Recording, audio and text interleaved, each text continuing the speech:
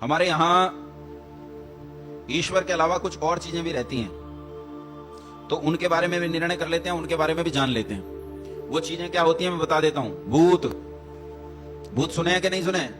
प्रेत, पिशाच, चुड़ैल, डाकनी, हाकनी, शाकनी, ऊपरी हवा, निचली हवा, और पीर, मजार, सैयद, और जिन्न, और सिर पे बालाजी आ जाता है, देवी आ जाती है, टोना, टोटका, हस्तरेखा, काले लाल नीले पीले ताबीज, ये सब हैं। तो आओ मैं इस विषय पर आगे बढ़ूं। उससे पहले मेरा एक प्रश्न है आप लोगों से, क्या किसी के साथ ऐसी कोई घटना पर्सनली घटी है भूत प्रेत से संबंधित? बस अब इसे तुम बागेश्वर धाम का सरकार का वो समझना दरबार, सबके भूत प्रेत मिटाने के लिए तैयार बैठा हूं मैं यहाँ। बिल्कुल कतई ये समझो जैसे उसका बागेश्वर सरकार का, बागेश्वर धाम सरकार का दरबार है, जिसकी समस्याएं होंगी सबका पर्चा बना के दे दूंगा मैं भी। और इसके बाद भूत प्रेत आने वाला नहीं है। बोलो जी किसी का भूत प्रेत हो तो मैं अभी छुटकारे का यत्न करूंगा फिर। अच्छा वो समझते हैं, पहले देवी देवता समझते हैं। देवी देवता भी तो बहुत है हिंदुओं के। कितने हैं भाई? हैं 33 करोड़। कितने हैं? 33 करोड़ देवी देवता हैं। और 33 करोड़ से भी जब इनका पेट नहीं भरता तो फिर ये मुसलमानों की कब्रों को, पीरों को पूजने जाते हैं। जाते हैं कि नहीं जाते? कितने देवी देवता हैं कोई हिसाब नहीं है, गिनती नहीं है। लेकिन आओ देवी देवता समझ लेते हैं किसे कहते हैं। देवता संबंध में वेदानुकूल शास्त्र कहते हैं देवता किसे कहते हैं। तो देवता की परिभाषा देते हुए निरुक्त कहता है, देवो दानाद व द्यौतनाद व दीपनाद व द्यू स्थाने भवति इति वा देवा। किसे कहते हैं देवता? कहते हैं जो देने वाला हो उसे देवता कहते हैं। जो किसी को कुछ देता हो तो देने वाले का नाम देवो दानाद, देने से देवता। द्यौतनाद, प्रेरणा करने से देवता। दीपनाद, प्रकाशित करने से देवता। द्यू स्थाने भवति, अंतरिक्ष लोक में जो रहता है, द्यूलोक में जो रहता है वो भी देवता। ये 4 गुण है। ये 4 गुण जिसमें होंगे वो देवता है। 4 में से अगर एक ना हो तो 3 गुण हो तो भी देवता। अगर एक और कम हो, 2 गुण हो तो भी देवता। और 1 गुण और कम हो, केवल 1 ही गुण हो तो भी देवता। लेकिन अगर ये भी ना हो तो फिर देवता नहीं। कम से कम ये 4 गुण होने चाहिए और इनमें भी न्यूनतम 1 गुण होना चाहिए। 1 गुण हुए बिना देवता नहीं हो सकता। देने वाला देवता, प्रेरणा करने वाला देवता, प्रकाशित करने वाला देवता, और द्यूलोक में रहने वाला देवता। सबसे पहले देखते हैं देने वाला देवता। अच्छा ये बताओ, अपने आसपास देखो हमें क्या क्या चीजें क्या क्या दे रही हैं। ये बताओ, वृक्ष हमें कुछ देता है कि नहीं देता? क्या देता है?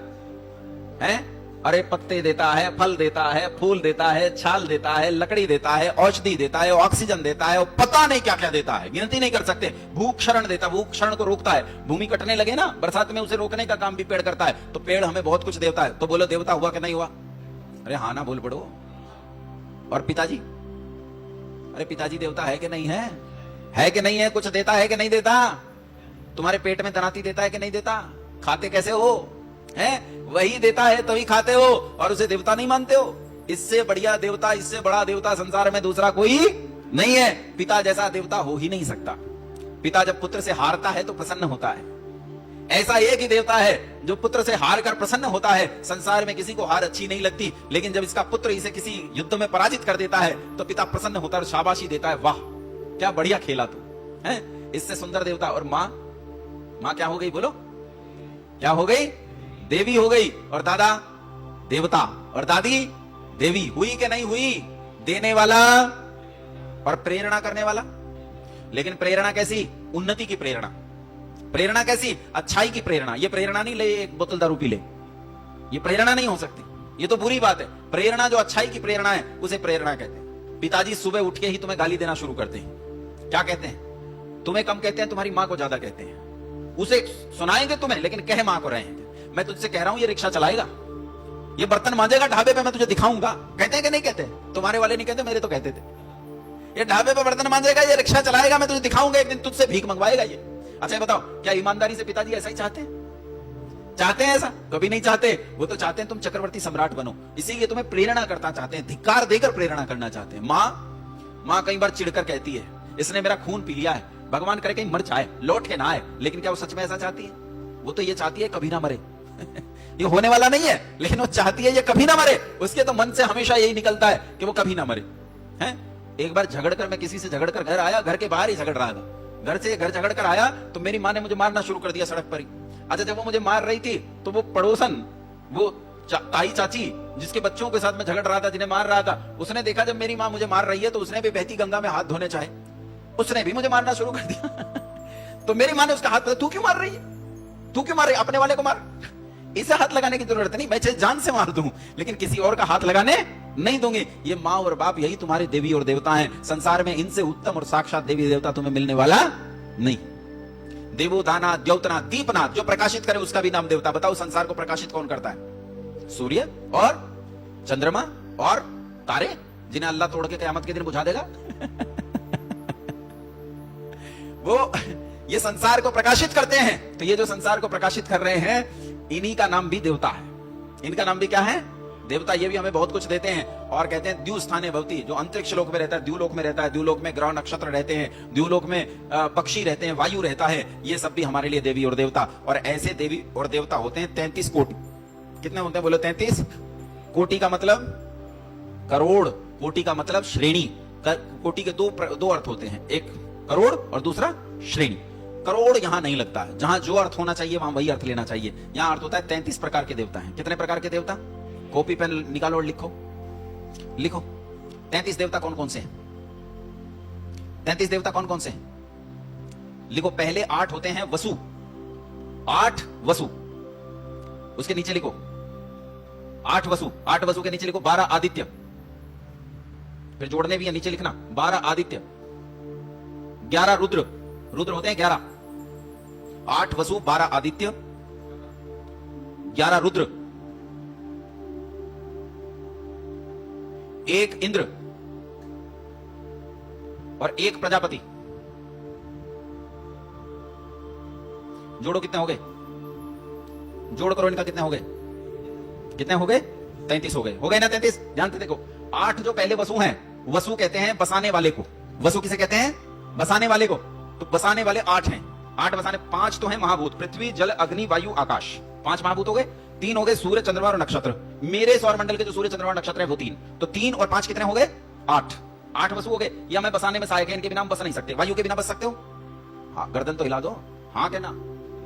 हवा के बिना जी सकते हो? जल के बिना, अग्नि के बिना, पृथ्वी के बिना, आकाश के बिना नहीं जी सकते, तो बसाने में सहायक है। सूर्य के बिना भी नहीं जी सकते, चंद्रमा के बिना भी नहीं जी सकते, दूसरे जो सहयोगी नक्षत्र है उनके बिना नहीं जी सकते, इसलिए ये सहायक है, तो इन्हें कहते हैं वसु। 12 आदित्य, साल के 12 महीनों को 12 आदित्य कहते हैं। साल के जो 12 महीने होते हैं उन्हें 12 आदित्य कहा जाता है। और साल के 12 महीने कौन से हैं बोलो? जनवरी, बोलो हाँ, कौन से?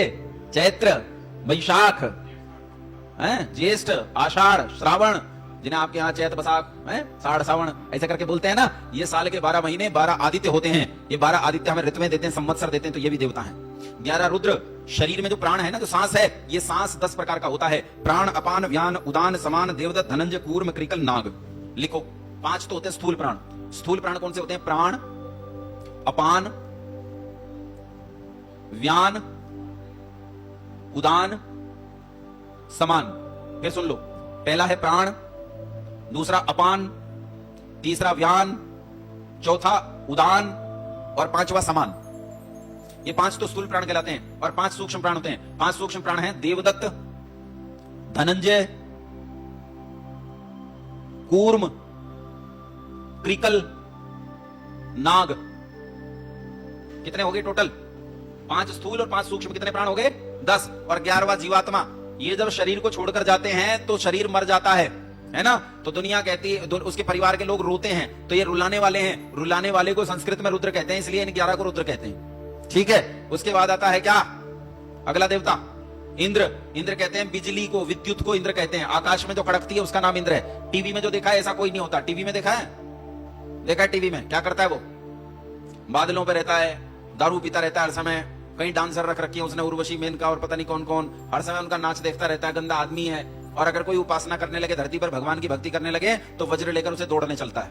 ऐसे आदमी को कोई भला कहेगा? तो एक काल्पनिक मूर्खता है, इसमें कोई सच्चाई नहीं है। इंद्र का अर्थ विद्युत होता है, बिजली होता है, वही बिजली जो हमें इस संसार में स्थैर्य देती है। आखिरी देवता है प्रजापति। प्रजापति कहते हैं यज्ञ को, हवन को। सुबह आपने यज्ञ किया था, शाम को फिर यज्ञ करोगे, तो जो यज्ञ होगा उस यज्ञ का नाम ही क्या है? उसका नाम प्रजापति है। प्रजा का पालन करने वाला प्रजापति है। हालांकि लोगों ने प्रजापति क्या कह रखा है, फिर बाद में जोड़ देते प्रजापति ब्रह्मा, ऐसा कह देते ना लोग। हाँ, मेरी बिटिया दौड़ के आई एक दिन और मुझसे आके कहती है, पिताजी टीवी में देखो एक बूढ़े के 3 सिर हैं। मैंने कहा बेटा उसके तो 4 सिर है, एक पीछे भी है, वो तुझे दिख नहीं रहा। तो हंस के बोली पिताजी बेचारा सोएगा किस करवट, एक मुंह तो दबा ही रहेगा। तो मैंने कहा तुझे बड़ी चिंता हुई इसके सोने की। बोले पिताजी और सोचो, मुझे जुकाम हो जाए सर्दियों में तो छींक छींक के परेशान हो जाती हूँ, नाक बहती रहती है, पहुंचते पहुंचते दुखी है, किधर किधर पहुंचेगा। सामने वाली रोकेगा पीछे वाली बह जाएगी, पीछे वाली रोकेगा दाएं वाली बह जाएगी, दाएं वाली रोकेगा बाएं वाली बह जाएगी। तो मैंने कहा इसीलिए इसके 4 हाथ भी हैं, चारों पे रुमाल ले लेगा, अपनी पहुंचता रहेगा भाई। तो ये कल्पनाएं हैं। तुम में से कितने लोग हैं जो ये चाहते हैं हमारे घर में 4 सिर वाला बच्चा पैदा हो? है कोई? तो ये सब मूर्खताएं हैं, इनमें फंसने की जरूरत नहीं है। ये 33 कोटि देवता हो गए। इसके बाद ये तो 33 देवता होते हैं जड़। कैसे हैं? जड़। इनमें एक जीवात्मा चेतन है, बाकी 32 जड़ हैं।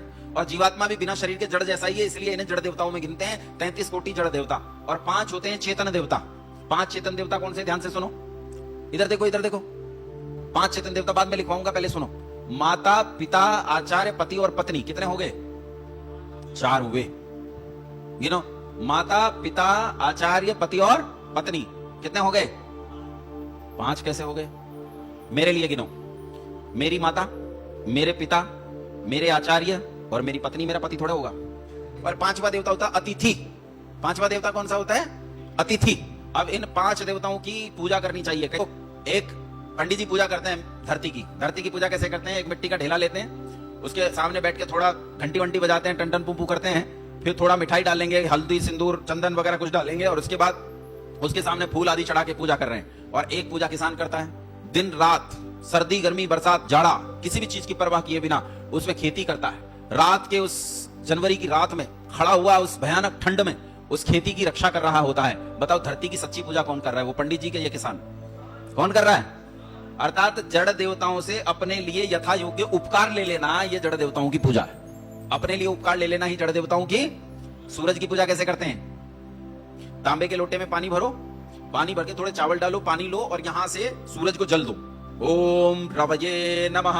जल चला जाएगा सूरज तक? बोलो जाएगा? उसमें जो चावल डाला था वो भी खराब हो गया है, जो हल्दी डाली थी वो खराब, सिंदूर खराब, सब बेकार हो गया। ऐसे नहीं होती सूरज की पूजा।